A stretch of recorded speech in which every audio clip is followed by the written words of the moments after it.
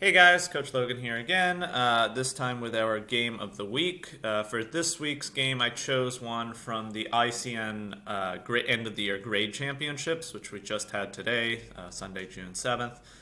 A lot of fantastic games in this tournament, but one that I was really impressed with some of the things that went on in it was a game, I think it was a second round game between Joshua Isaacs playing white from PS11 and Royal Buchanan playing black. Joshua and the whole PS11 crew did a fantastic job today. Really, I think, punched above their weight and took out some top of the sections, like the fifth grade section. So let's take a look at this game. This was Joshua playing white again versus Royal black. So E4, C5, Knight F3, pawn to G6. So we get an accelerated dragon, or I guess a hyper accelerated dragon with knight takes d4 instead of queen takes d4. This is an accelerated dragon.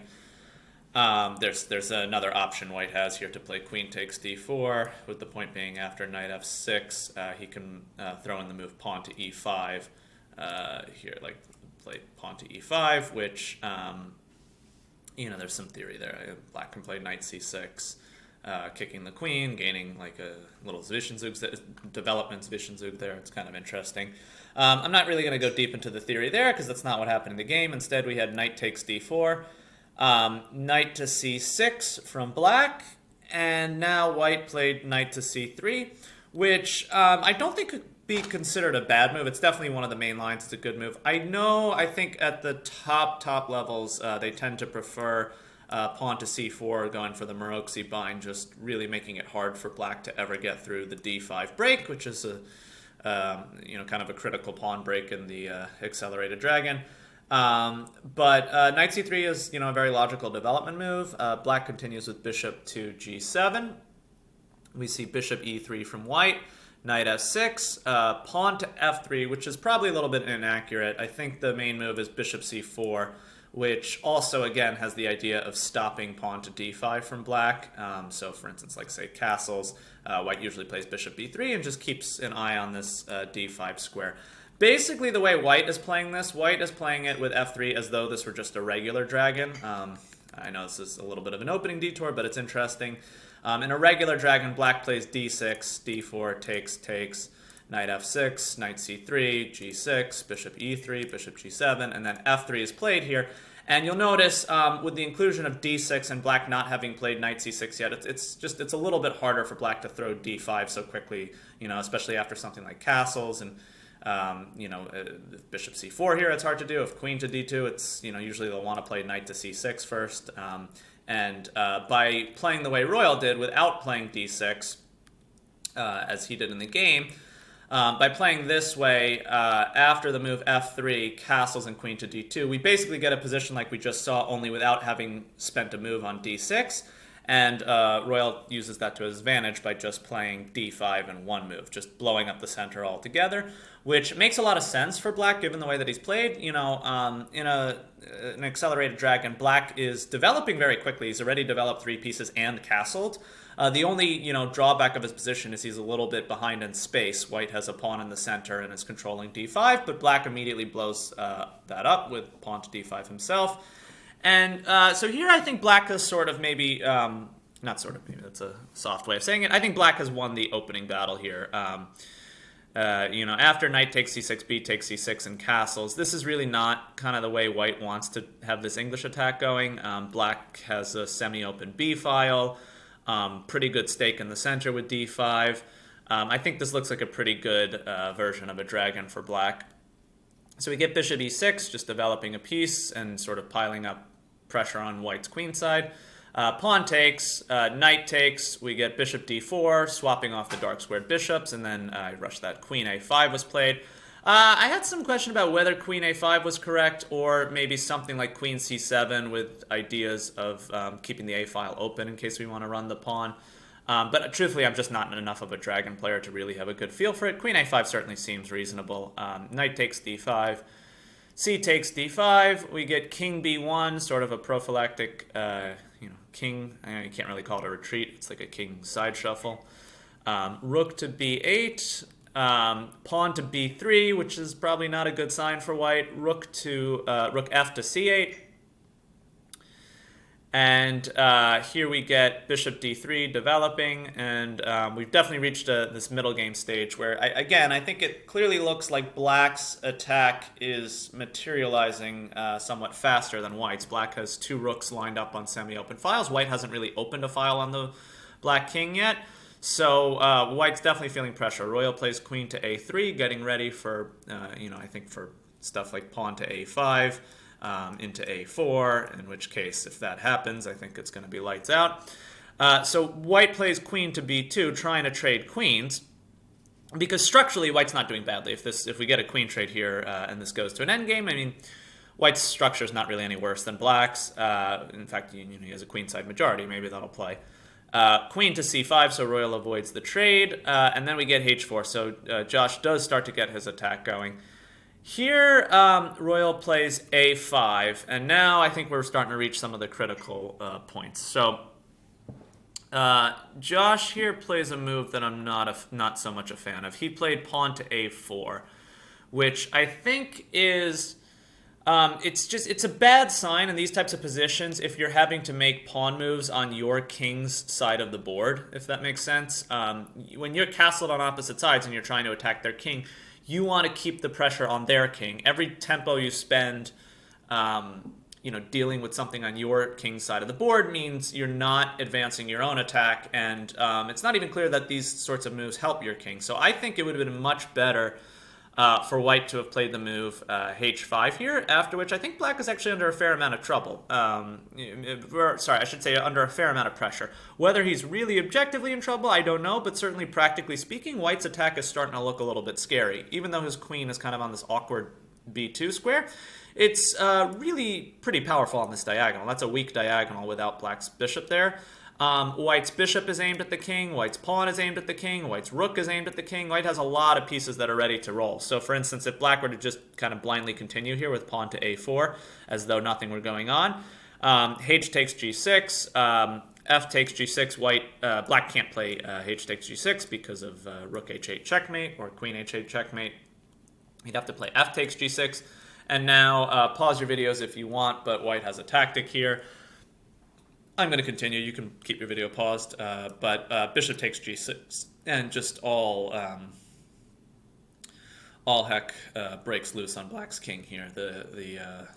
He can't take because queen to h8 will force the king to f7, and then rook h7 is checkmate. So you can kind of see just how quickly white's attack can get out of hand with this runaway h-pawn here. So I really think that's the way white should have gone. Now, if he had played h5, sorry, I've got all those arrows there, which makes it confusing, but black, it's not necessarily lost or anything like that. Black could play queen c3 and sort of bail out and trade queens and, reach kind of like an end game where he's probably okay. His bishop is a little bit clunky, so I maybe prefer white, but it's probably just even. Anyway, so let's see what happened. In the game, we had a5. Instead of playing h5, which I think would have been good, white played a4, and pretty soon found himself in trouble. Royal actually rerouted his bishop to d7 here, just aimed at the a4 pawn. I'm not sure if that was the best move, but it certainly makes some sense. He's picking a target. And once again, all right, so white found himself playing queen to a1 here, which again, it's a really bad sign. If you're having to drop your queen back on your side of the board just to babysit a pawn on a4, I don't know. I'm not sure if h5 is still working, but I feel like it has to be the type of move we're playing. Okay, if black really wants to take this pawn, we're still going to rip open this file, and I do believe white should be winning here because, just again, the pressure on h. We're threatening to play g takes h7 check, and we're controlling the queening square, so we'll just push the pawn straight through and make a queen and probably give checkmate. So, again, I think white really needs to play h5 here. Queen a1, again, it's just a bad sign if we're doing stuff like this on our king side of the board. So royal continued with rook b4 to target the a4 pawn. White now, realizing he can't defend this pawn anymore, now he played h5. So now we're actually getting to see the fireworks start, but I do believe white has waited too long, so black should be winning here. Bishop takes a4, h takes g6. F takes g6, and now Josh found, I think, the only move that keeps this at all complicated, because it's looking very bad. What Black is about to play bishop takes b3, with just ripping away the cover of White's king. If c takes b3, then rook takes b3 is check. The king will have nowhere to go. King a2, then queen to a2 mate. So it's looking very, very bad for White here. But Josh found the only move to keep the game alive. I wish he had gone for this kind of aggression earlier. I think it would have served him well. He might have had strong winning chances if he had gone for it earlier. But he's back is against the wall now, so he really has no choice but to fight. And he played bishop takes g6, which is certainly the move that's going to keep this game alive. Point being that, so Black plays bishop takes b3, but just to show, you really can't take this pawn, take this bishop, because once again, the king just gets driven out to the open after something like queen h8, king f7, rook h7 check. This king is getting flushed out into the open here. I think rook e1 check looks pretty strong. If this king moves to d6, this queen can come back to e5. I mean, it's possible I'm not even playing the best attacking moves, but this is the sort of thing that maybe White, that at least from this point in White's position, that has to be played. You have to try to flush their king out like this. So Royal, being a good attacking player, just didn't take the bishop. Instead, he went right with his plan. Bishop takes b3. He's one move away from winning the game. Queen takes c2 will win the game. It's checkmate. And Josh found another move to keep it alive. Bishop f7 check. Because otherwise, if something like, say, bishop takes h7 check after king to, f7, it's not so clear how this queen can enter the game. And again, White is getting close to winning the game there on c2. So instead, he played bishop f7 check, dragging the king out, but allowing rook takes h7 check, king to e6. And now one more kind of critical position. White here now plays, notice this whole time, if Black is given one move just to play queen takes c2, it's game over. But here White plays rook e1 check, and I think this was where the critical mistake was made. Here Black has a win, so see if you can pause your videos and try to solve it, but in the interest of time, I'm going to continue. Black really, really needs to get queen takes c2 in there, but needs to deal with this check, and he needs to deal with this check in a way that's not going to lead to a million other inconvenient checks. And the only way to, the best way, the simplest way to do that, I would say, is actually this awesome move here, amazing move, double exclam, rook e4. The point is you are just blocking the check. You are still not allowing this queen any entry square. White does not have the luxury of playing a move like f takes e4 because queen takes c2 is checkmate on the spot.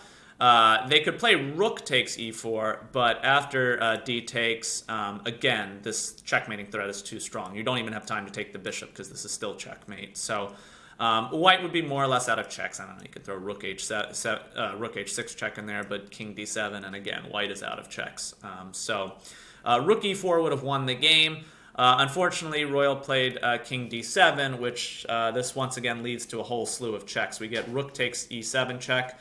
Now the problem is it's not so clear where the king is going to go. For instance, something like king d6 gets mated on the spot, but also something like king c6, and you're running into a slew of other checks as well. Actually, probably queen f6 is better, driving this king out, and then potentially a check here, and this gets messy. I mean, the king can try to tuck on a4. Still, even this might have been better than what happened in the game. Black gave up the queen, and after this, we get queen g7 check. King has to move. White recaptures his bishop. We get check, and Royal did find a nice way to save the game. He played rook c to c3, and now there's a kind of a perpetual threatened with rook a3 check, and just going back and forth between a3 and b3.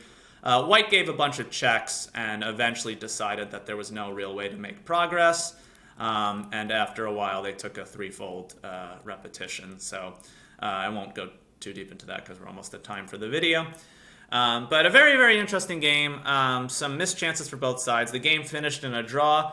So congratulations to both players on an exciting game. And congrats to PS11 on a fantastic result in the 5th grade section. Good job, guys.